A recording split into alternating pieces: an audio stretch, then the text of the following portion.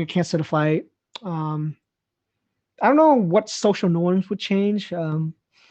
But you know the estimate though, like so Nicholas Christakis, he's a Yale professor, he's a physician and a social scientist.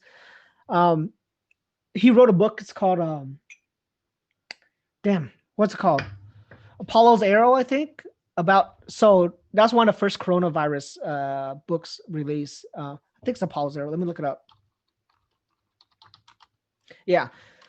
So he wrote the book Apollo's Arrow, the profound and enduring impact of coronavirus on the way we live.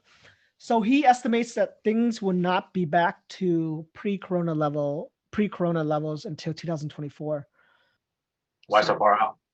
So I want to preface this by saying Bill Gates thinks we're going to get back to normal by summer of 2021.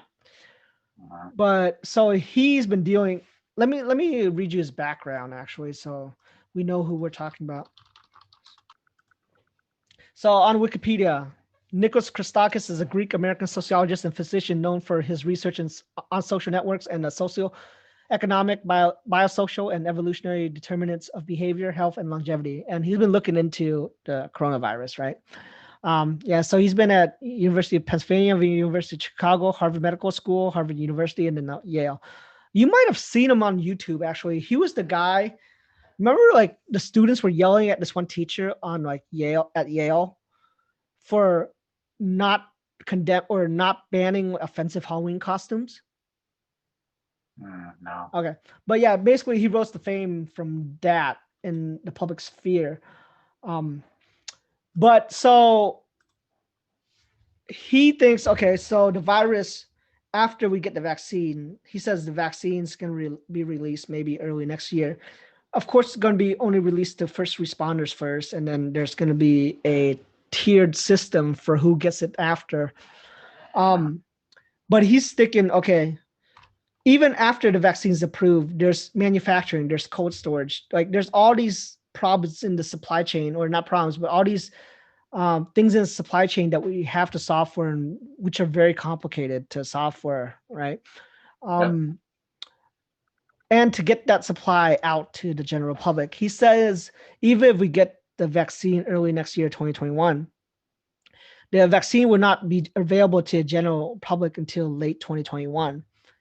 And then, even then, people are still going to be apprehensive to take it. So they're going to see who is safe for and such first, right? Because not everyone knows a first responder that they talk to about the efficacy of the vaccine. So they're going to wait a while. And then 2022 is where the tides start turning on the battle for coronavirus. But the thing is, a lot of the shell shock is still going to be there. People are still going to be wary of crowds. People are still going to be wary of touching each other, going crowded bars, clubs, and such. And then the shell shock will wear off maybe in 2024. It's a rough estimate, but 2024 is like, he's going to compare that to the roaring 20s, where there's so much pent up energy for social interaction. That's going to explode in 2024, where all the bars will be packed, all the ball games and whatnot. It's going to be crowded everywhere, right? That's going to be going back to pre-COVID levels.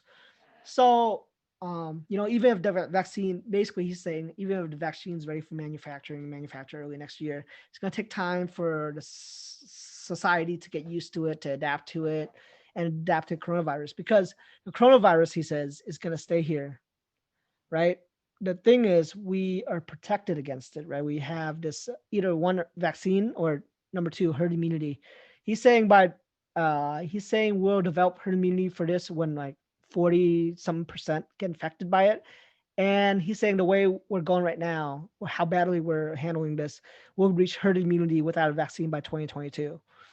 And he was talking about the 1918 flu pandemic. He was saying that the common cold is a mutation of the 1918 flu coronavirus.